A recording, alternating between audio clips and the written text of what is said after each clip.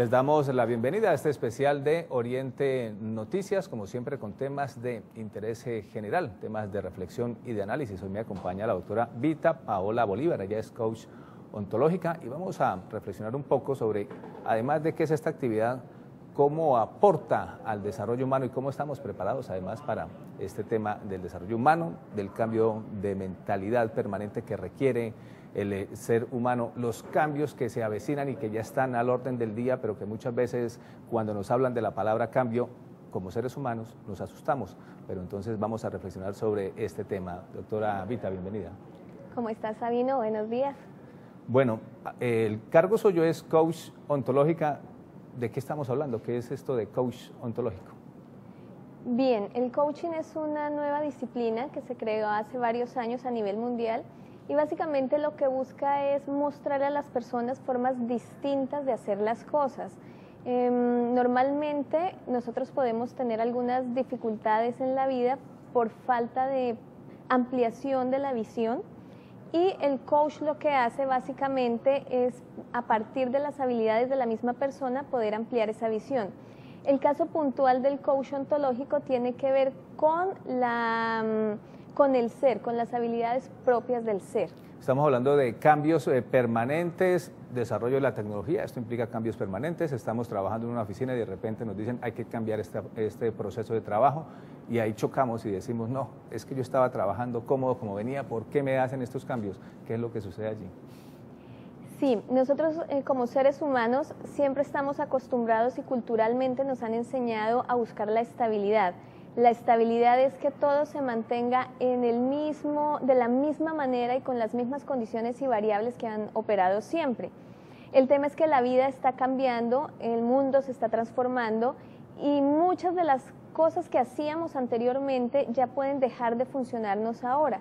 Entonces en ese momento, como culturalmente, socialmente nos han enseñado que lo válido es la estabilidad, entonces se genera esa angustia interior, ese estrés interno por un nuevo cambio, pero realmente es algo natural y propio de la vida misma. El asunto es que cuando, o muchas veces pasan las situaciones, se generan enfermedades, algunos expertos advierten que las enfermedades que tenemos o que nos suceden no son gratuitas.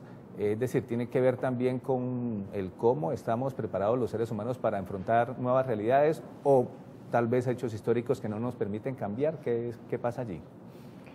Sí, el tema de la salud es algo interesante que trabajamos desde varias disciplinas como coaching, como Psyche y neurolingüística, varias disciplinas.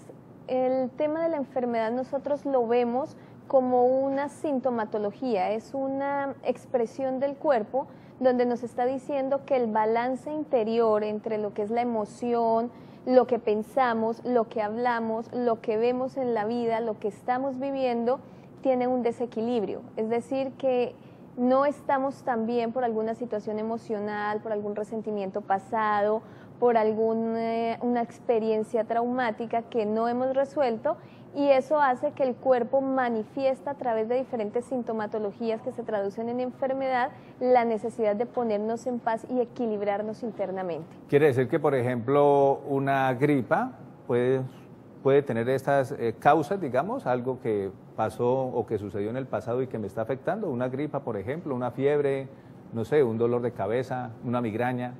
Básicamente la propuesta que en este momento se está trabajando es que todas esas situaciones emocionales afectan tu sistema inmunológico, es decir, te bajan las defensas. Eso hace que tú estés propenso, por ejemplo, a una gripa. El hecho de que se bajen tus defensas por situación de estrés interno hace que seas más vulnerable o que tu cuerpo no se regenere de la manera que debería en los tiempos que debería, que el descanso, por ejemplo, no sea el indicado para que tu cuerpo nuevamente adquiera la energía que necesitaría para emprender cada nuevo día. Entonces, básicamente es el sistema inmunológico y el sistema de limpieza interna, por decirlo así, a nivel biológico, lo que se afecta y por eso da paso a las enfermedades. Y a ver si voy entendiendo entonces esta parte. Quiere decir que el hecho de que para que una persona sea saludable es un problema, si se quiere decir en esos términos, mental, o es una preparación mental para estar saludable o para estar enfermo? El bienestar de vida tiene varios elementos. Primero, por ejemplo, la forma como pienso. Es un factor, es un pilar, es algo fundamental, lo que pienso con respecto a la vida, los paradigmas desde los cuales opero.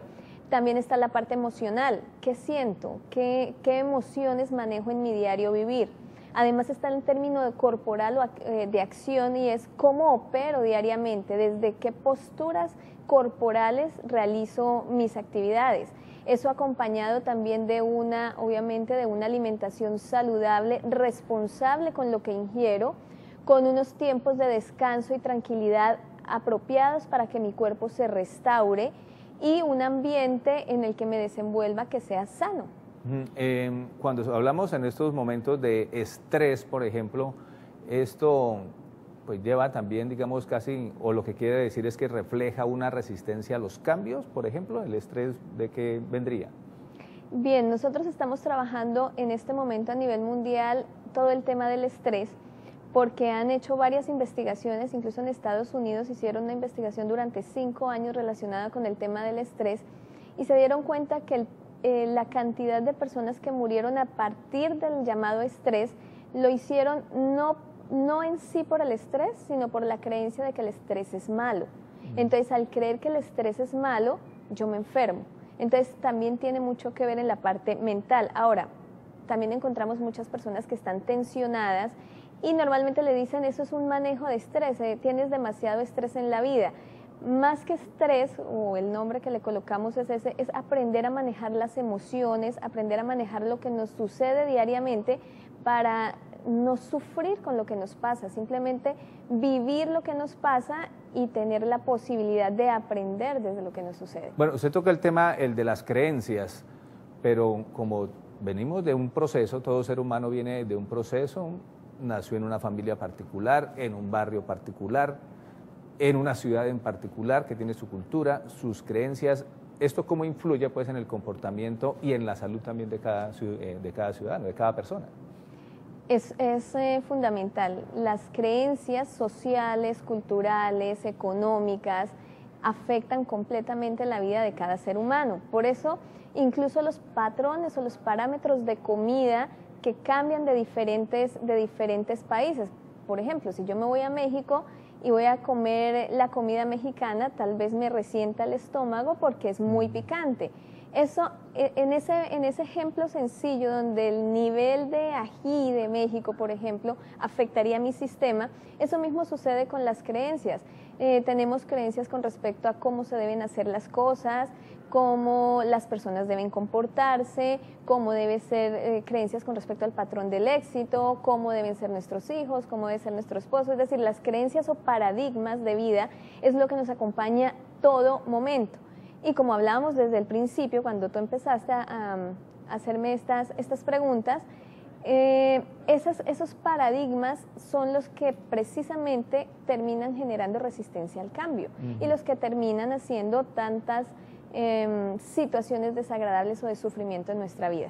En programas anteriores hemos aquí tratado el tema, pues ahora que están los procesos de diálogo con las guerrillas y se han realizado también con paramilitares, viene un proceso de reintegración. Esto implica también cambios en la forma de pensar, cambios en la forma de actuar, decíamos, no solamente de las personas que están levantadas en armas, sino también de los empresarios, también del ciudadano común y corriente. ¿Las creencias que tenemos pueden afectar entonces la convivencia también y de todas maneras hay resistencia al cambio permanentemente? Afecta absolutamente todo en la vida, claro. Con respecto a lo que tú mencionas, por ejemplo, de todos los diálogos de paz, es interesante mirar qué capacidad y qué disponibilidad emocional y corporal y mental tengo yo para perdonar.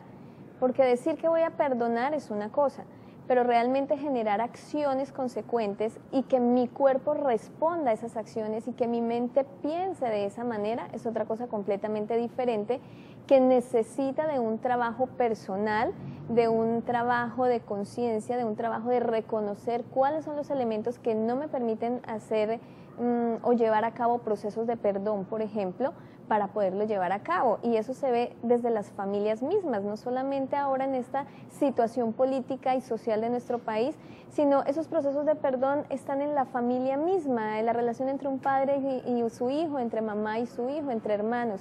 Es algo que vemos en todo momento. Bueno, y entonces afectan, pues digamos allí las relaciones, en este caso la convivencia. Bueno, usted más o menos lo ha explicado en términos generales, pero si pudiéramos profundizar realmente qué se requiere para perdonar desde la ontología, como usted es ontológica, se dice desde el lenguaje que tiene poder, yo puedo decir perdono, pero queda en el lenguaje, queda en la palabra, pero y en la acción, o sea, ¿cómo hacer para efectivamente perdonar? ¿Se puede perdonar realmente? Realmente hay varios elementos a tener en cuenta. Lo primero es una aceptación de la situación. Adicionalmente, trabajar desde lo corporal. Nosotros hacemos algo que llamamos anclajes corporales, es decir, yo puedo tener toda la disposición emocional de perdonar, pero en mi cuerpo todavía quedan ciertas emociones grabadas que necesito liberar. Adicionalmente, también está el entender la situación desde el amor y el respeto, entender para qué o por qué se generó esa situación y qué aprendizaje nos trae como personas, como especie, como colectivo, ese tipo de situaciones para poder avanzar en un futuro mucho mejor. Son como elementos básicos para realmente llevar a cabo un proceso de perdón. Bueno, entonces ya, según lo que usted también explica, entonces una cosa es el lenguaje, pero también está el cuerpo, es decir, tiene que ser integral. ¿Hay algún otro elemento? Sí, nosotros desde la ontología precisamente trabajamos toda la parte mental, toda la parte cognitiva, la parte emocional y la parte corporal. Son tres elementos que manejamos siempre, es decir, desde la parte corporal, porque todo lo que procesa nuestro cerebro siempre ha debido pasar por los sentidos, entonces el cuerpo es algo fundamental para nuestro desarrollo personal, para nuestros procesos de transformación y cambio. No podemos olvidar o dejar de lado el cuerpo porque es el que nos genera la capacidad de acción. La parte del lenguaje que viene desde la parte cognitiva, cuando yo hablo de lenguaje me estoy refiriendo a la parte mental, al proceso de pensamiento como tal, lo que hace es mostrarme formas de vida, es decir, si mi proceso de pensamiento es un proceso negativo, pues lo que voy a construir es negativo. Y el tercer elemento son las emociones, que es qué siento a nivel emocional con respecto a todo lo que me está sucediendo. Son tres elementos que se necesitan trabajar equilibradamente, de forma balanceada, para poder desarrollar realmente procesos de transformación. Sobre este tema pudiésemos profundizar en una próxima ocasión. Doctora Vita, ha sido usted muy amable por estas explicaciones sobre los retos de los seres humanos frente a los cambios, frente a cómo lograr la convivencia y ante todo la armonía, pero usted lo ha dicho, ante todo con base en el respeto, en el amor, obviamente el respeto hacia las otras personas. Nos veremos en una próxima entrega de Especial Oriente Noticias.